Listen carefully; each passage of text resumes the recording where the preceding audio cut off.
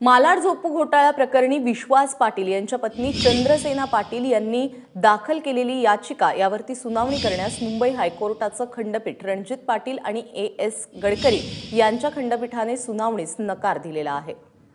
अमेय राणे आपल्याबरोबर आहे। अमेय, नेमकं काय झालंय या प्रकरणामध्ये आज कोर्टात?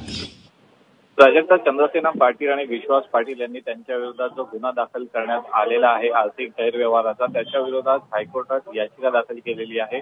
सध्या एका खंडपीठाने जस्टिस रणजित मोरे यांच्या अध्यक्षतेखालील जे खंडपीठ आहे त्यांनी याच्यावर सुनावणीस नकार दिलाय।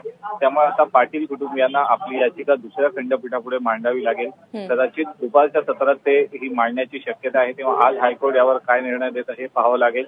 आर्थिक व्यवहार जेव्हा विश्वास पाटील हे मुंबई उपनगराचे कलेक्टर जिल्हाधिकारी होते तेव्हा त्यांनी एका विकासकाला नियमबाह्य रूपाने फायदा करून दिला होता आणि त्याच विकासकाच्या कंपनीत चंद्रसेना पाटील यांची संचालकपदी नियुक्ती करण्यात आली होती।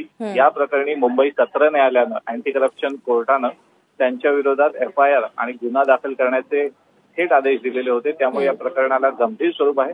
तेव्हा आता या प्रकरणी हायकोर्ट काय आदेश देतं हे पाहावं लागेल। प्राजक्ता, अमेय, धन्यवाद या सगळ्या माहितीबद्दल।